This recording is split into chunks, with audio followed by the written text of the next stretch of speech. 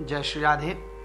आज 5 अगस्त 2020 का वह मंगलमयी दिवस है कि जब आज ऐतिहासिक श्री राम मंदिर का शिलान्यास होने जा रहा है। अब से कुछ ही देर में हमारे भारत के यशस्वी प्रधानमंत्री श्री नरेंद्र मोदी जी शिलान्यास कर रहे होंगे और हम सब भारतवासियों का मानो स्वप्न साकार होने जा रहा हो। तो आइए इस ऐतिहासिक दिवस में अब हम सब भारतीय भी स्वर्णिम अक्षरों में अपने नाम को अंकित कर लें। तो आज कुछ ऐसा विषय लें जिसमें संपूर्ण ब्रह्मांड का सार समाहित हो। जैसे भगवान राम आनंद के महासागर हैं, ऐसे ही उस ब्रह्म तत्व को समझने के लिए, क्योंकि बहुत से लोगों ने मुझसे प्रश्न किया कि श्रीमद् भागवत में ऐसा कौन सा श्लोक है कि जिसमें 18,000 श्लोकों का सार समाहित हो। क्योंकि कलयुग में इतना समय नहीं कि 18,000 श्लोकों का अवलोकन सब लोग कर सकें। इसलिए हम इतने पढ़े लिखे विद्वान भी नहीं है कि सब लोग समझ सके 18,000 श्लोक। इसलिए संक्षेप में अति सरल शब्द में सार रूप में ऐसा कौन सा श्लोक है जिसमें 18,000 श्लोकों का संपूर्ण सार हो और जितने भी रोग शोक भय विपत्ति बाधा, ये जितने भी हमारे भौतिक जगत के कष्ट, उन सब कष्टों से निजात पाने का, निवृत्त होने का, दुख से निवृत्त होने का उपाय भी उसी श्लोक में हो। और आध्यात्मिक जगत में जितने भी शंकाएं हैं, जितने भी जिज्ञासाएं हैं, जितने भी प्रश्न हैं, उन सब प्रश्नों का सम्यक उत्तर भी उसी श्लोक में समाहित हो। ऐसा कोई श्लोक है? अवश्य है। श्रीमद् भागवत में चतुश्लोकी भागवत में संपूर्ण 18,000 श्लोकों का सार है, संपूर्ण वैदिक वांग्मय का, संपूर्ण उपनिषदों का सार है। इसलिए आइए आज हम चतुश्लोकी भागवत, ये चतुश्लोकी भागवत द्वितीय स्कंद के 9वें अध्याय के 32, 33, 34 और 35 ये 4 श्लोक हैं। आज हम प्रथम श्लोक लेते हैं, उसके बाद में, क्योंकि एक साथ चारों श्लोकों की व्याख्या संभव नहीं है, क्योंकि एक वीडियो में नहीं समा सकता। इसलिए चारों श्लोकों का पृथक पृथक 4 वीडियो बनेगा। तो जो पहला वीडियो देखें वो अन्य 3 श्लोकों का वीडियो अवश्य देखें, तभी समझ पाएंगे, सभी प्रश्नों का उत्तर तभी सुलभ होगा। तो आइए उस राम तत्व को, उस ब्रह्म तत्व को हम कैसे जानें। ये 4 श्लोकों का विषय पहले बता देता हूं। प्रथम श्लोक का विषय है कि ब्रह्म का स्वरूप क्या, दूसरे श्लोक का विषय है माया का स्वरूप क्या, और तीसरा श्लोक जगत का स्वरूप क्या, ये सृष्टि का स्वरूप क्या, और जो चौथा श्लोक है वो जिज्ञासु इन जीवों का, अर्थात जो भक्त हैं, जो भगवान को जानना चाहते हैं, उन भक्तों का स्वरूप क्या। ये 4 श्लोकों में 4 विषय है। तो आज हम ब्रह्म का स्वरूप, सबसे पहले एक चौपाई के माध्यम से कि भगवान राम का वह राम तत्व, ब्रह्म तत्व क्या है। नामकरण के समय कहा, जो आनंद सिंधु सुख राशि सी करते त्रैलोक सुपासी। जो आनंद सिंधु सुख राशि, भगवान श्री राम आनंद के महासागर, सुखों के महासागर हैं, और उस आनंद के एक सीकर, सीकर माने एक बूंद से तीनों लोक सुखी हो जाते हैं। तो फिर हम क्यों दुखी है, क्यों भटक रहे हैं, उस आनंद से वंचित क्यों है? क्योंकि हमने ब्रह्म के तत्व को जाना नहीं, उस राम तत्व को हमने अभी तक समझा नहीं। तो आइए इस श्लोक में, आइए प्रथम श्लोक का मैं गान करता हूं। अहमेवा समेवाग्रे नान्यद यत् सद सत परम पश्यादहं यदेतच्च यो वशिष्येत सोऽस्म्यहम्। संधि विच्छेद कीजिए। अहम एव आसम, केवल मैं ही था। हे ब्रह्मा जी, सृष्टि से आदि में मैं था, सृष्टि के मध्य में मैं हूं, और इस दृश्य जगत में जो कुछ भी दिख रहा है, यानी चींटी से लेकर गज तक, धूल से लेकर फूल तक, कण कण में, रोम रोम में केवल मैं समाया हूं। और जब इस सृष्टि में कुछ भी नहीं बचेगा तो अंत में भी केवल अवशिष्ट के रूप में मैं रहूंगा। तीनों परिस्थिति में, जैसे सोना, पहले सोने का ईंट हो और उस सोने के ईंट से एक आभूषण बना ले, कंगन, और कंगन को तोड़ के फिर हार बनवा लें, तो तीनों स्थिति में नाम रूप लीला धाम बदल जाए, लेकिन उसका तत्व नहीं बदला, उसका मैटर नहीं बदला। गोल्ड गोल्ड ही रहा, सोना सोना रहा। इसे हम अपने शरीर के परिप्रेक्ष्य में समझ सकते हैं। जैसे जैसे किसी के घर जाते हैं, किसी मित्र की, और सामने किसी तस्वीर को देखा, हमने कहा भैया ये छोटा सा बालक कितना मनमोहक बालक है, कितना प्यारा है, कौन है ये? बोले आपने मुझे पहचाना नहीं, ये मैं हूं। बोले तुम? बोले जी, आज से मैं 49 वर्ष पहले बद्रीनाथ गया था अपने पिताजी के साथ, और मेरे पिताजी के गोद में मैं ही तो हूं। इस समय मेरी आयु 50 वर्ष है, तो ये मेरी तस्वीर है। बोले भाई ये तो बड़ा सुंदर, बड़ा खिलता हुआ बालक है, और तुम तो दाढ़ी मूछ वाले बड़े कुरूप व्यक्ति हो, तुम्हारा रूप बदल गया, नाम बदल गया, हाव भाव बदल गया, लेकिन तुम कैसे हो सकते हो? बोले नहीं नहीं, 49 वर्ष पहले ये मैं ही था। तो ये गवाही कौन दे रहा है? नाम बदल गया, रूप बदल गया, शरीर शक्ल सब कुछ बदल गया, लेकिन आत्मा नहीं बदली। आत्मा तीनों परिस्थिति में, आत्मा 49 वर्ष पहले भी जैसी थी वैसी आत्मा आज भी है, और वैसी अगले 20 वर्ष बाद भी है। तो आत्मा नहीं बदली, शरीर बदला, नाम बदला, रूप बदला, रंग बदला, ये अंग अंग बदल गया, शकल सूरत बदल गए, लेकिन आत्मा एक रूप एक रस।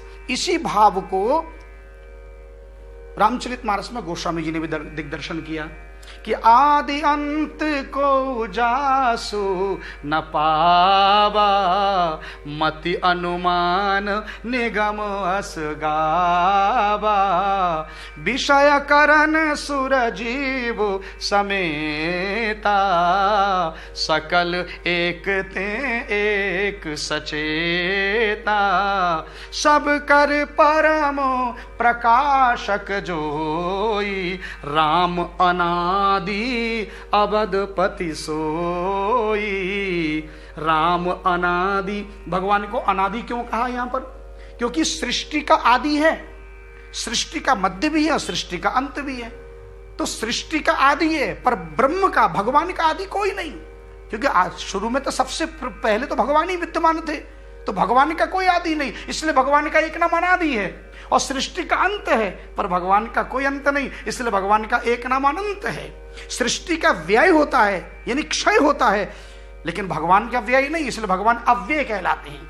सृष्टि का विनाश होता है, पर भगवान का विनाश नहीं, इसलिए भगवान अविनाशी कहलाते हैं, है ना। इस चौपाई का यदि हम ध्यान से देखें, आदि अंत को जासु न पावा, न उनका आदि, न अंत, न मध्य, किसी को नहीं पता। यहां तक कि मति अनुसार निगम असगावा, निगम वेद भी मति के अनुसार यानी कल्पना करते हैं, ठीक ठीक यथार्थ वेद भी वर्णन करने में असमर्थ है उस ब्रह्म के विषय में।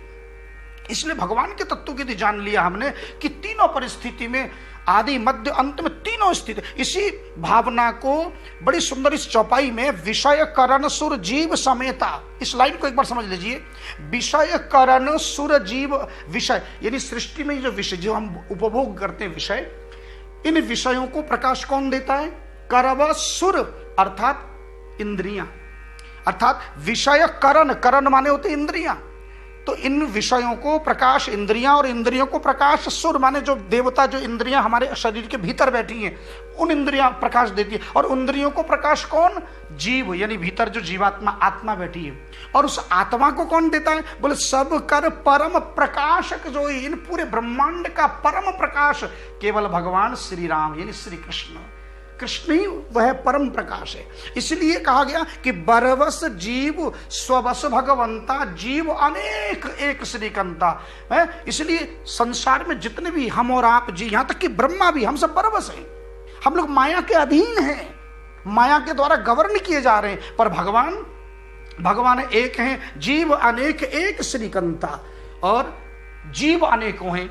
और इसी बात को कठोपनिषद में और श्वेतर उपनिषद में बड़ा सुंदर दर्शन किया गया है।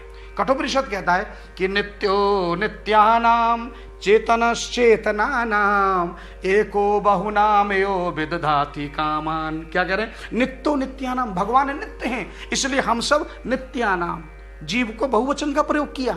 चेतनश्चेतनानाम, भगवान चैतन्य है, इसलिए हम सब में चेतना है, तो चेतनानाम, है ना। जीव अनेक है, एक श्रीकंता, श्री कृष्ण एक है, इसलिए हमें उन्हीं के शरण में जाना चाहिए। ध्यान दीजिएगा, तो वेद भी वही बात कह रहे हैं। अब प्रश्न उठता है कि भगवान आदि में है, ये तो सबूत हमें साक्षी ब्रह्मा जी ने दिया, और मध्य में है, आप देख रहे हैं, हम लोग साक्षी हैं कि हाँ इस समय भगवान कण कण में, अगर भगवान मुझ में नहीं होते मैं बोलता कैसे? लेकिन इस बात का प्रमाण क्या कि भगवान अंत में भी होते हैं? इसका कुछ, जब महाप्रलय में कोई रहा ही नहीं, तो इसकी साक्षी, इसकी गवाही कौन देगा कि भगवान उस समय भी होते हैं? जी हाँ, गवाही है। श्रीमद् भागवत में मार्कंडेय ऋषि का उदाहरण है। मार्कंडेय ऋषि को जब भगवान नरनारायण ने दर्शन दिया, बोले क्या चाहिए? बोले मुझे कुछ नहीं चाहिए, मुझे महाप्रलय का दर्शन करा दो। भगवान बोले ये भी कोई देखने की चीज है? बोले नहीं प्रभु, मुझे महाप्रलय दिखाओ। तो देखते ही देखते चारों तरफ अंधेरा छा गया। महाराज बादल गरजने लगे, मोटी मोटी वर्षा की बूंदें, और देखते देखते पूरा विश्व जल से लबालब भर गया और विशाल समुद्र की उत्ताल तरंगें कभी मार्कंडेय जी को ऊपर उछाल कर ले जाए, कभी समुद्र के नीचे, कभी बड़े बड़े हिंसक जलचर उनको निगल जाए, कभी भीतर कभी बाहर। वो तो चिल्लाने लगे, बचाओ बचाओ। उसके बाद शांत हुआ तो क्या दिखे कि मध्य में एक टापू में कोई बरगद का बटवृक्ष में है, एक श्याम बट पर बटस्य पत्रस्य पुटे शयानम बालम मुकुंदम मनसा स्मरामि। भगवान बाल मुकुंद भगवान विश्राम कर रहे हैं, अपने दाहिने चरण का अंगुष्ठ को रसानुभूति कर रहे हैं, चूस रहे हैं। और जोर से श्वास लिया तो मार्कंडेय ऋषि उनके मुख में चले गए और दोबारा उसी श्वास से बाहर भी आ गए। और कहते लाखों करोड़ों वीर से एक क्षण में भगवान ने माया दिखा दी, महाप्रलय का दृश्य। तो मार्कंडेय ऋषि को कहना पड़ा कि सृष्टि में जब कुछ भी नहीं होता है, महाप्रलय में मैंने देखा कि बाल मुकुंद भगवान श्री कृष्ण उस समय अवस्थित होते हैं। हमें प्रमाण मिल गया। इसलिए ध्यान दें, जो लोग ये प्रश्न करते हैं, देखिए इस एक श्लोक में बहुत सारे प्रश्न हैं कि आखिर ब्रह्म का स्वरूप तो अभी बता दिया कि ब्रह्म आदि अनंत है, ब्रह्म अनादि भी है, ब्रह्म अविनाशी है, ये ब्रह्म का स्वरूप है। हम किसकी शरण में जाए, किसकी पूजा करें? अरे जब जो अनंत हो, जिसका अंत ना हो, उसी की पूजा करो ना। श्री कृष्ण के होते हुए हमें कहीं और भटकने की आवश्यकता क्या है? और जो लोग महाराज क्या ब्रह्म को जान सकते हैं, तो अभी अभी आपने देखना भगवान, अभी अभी आपने देखा कि विषय करण जो प्रकाश देता है उसे जान नहीं सकते हम, है ना। अरे विषयों को प्रकाश हमारे उपकर इंद्रियां दे रही हैं, तो विषय इंद्रियों को कैसे जाने? इंद्रियां जान सकती हैं, है ना। इस आत्मा को भी परम प्रकाशक भगवान परम प्रकाश है। तो जो प्रकाश, अब सूर्य हमें इंद्रियों में, नेत्रों में सूर्य बसे तो देख रहे हैं, है ना, लेकिन ये नेत्र सूर्य को कैसे देखेंगे भैया? इन नेत्रों को सूर्य के कारण ही तो ये नेत्र देख रहे हैं जगत को। इसलिए हम भगवान को जान नहीं सकते, केवल मान सकते हैं। हाँ, भगवान यदि जना दे सोई जा नहीं जाए देहु जनाए, तो उनकी अहेतु की कृपा है। इसलिए भगवान नाम का आश्रय जो लेते हैं उन्हें भगवान जना भी देते हैं। ध्यान दीजिए, जो अहर्निशि, क्यों? क्योंकि स्कंद पुराण में काशी खंड में आया, कहते हैं कि जो निरंतर भगवान नाम का आश्रय लेते हैं उनका कभी पतन नहीं होता। देखिए ब्रह्मा की आयु भी लिमिटेड, केवल 2 परार्ध की आयु है ब्रह्मा की। ब्रह्मा को भी आगमा पाइनो नित्य आ ब्रह्म भुवनान लोका पुनरावर्तिनो, और पुनरावर्ती ब्रह्मा भी पुनरावर्ती। ये जो जनलोक, महलोक, तपलोक, ये जितने ऊपर के 7 लोग, नीचे के जो 7 लोग हैं, ये तल अतल बितल सुतल, ये सब महाप्रलय में नष्ट हो जाते हैं, समा जाते हैं भगवान में।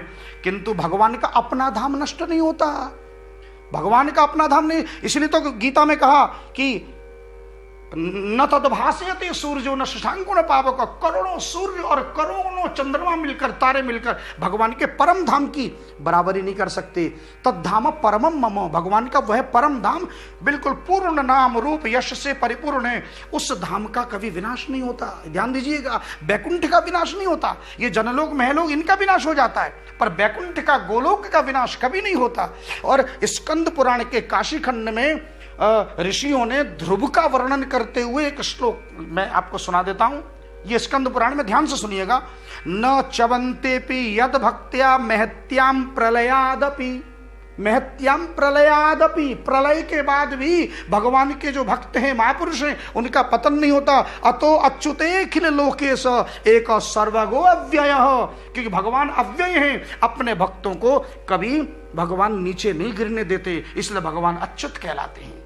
तो देखिए, इस अर्थात ध्रुव का पतन नहीं होता। ध्रुव अपने ध्रुवलोक में महाप्रलय के बाद भी जो अहर्निशि हरे कृष्ण कृष्ण कृष्ण हरे हरे, हरे राम राम राम हरे हरे का आश्रय लेगा, कोई उसका बालवांका नहीं कर सकता। उसे परमधाम जाने का अधिकारी माना जाएगा और साक्षात भगवान के दिव्य चरणों की सेवा प्राप्त होगी।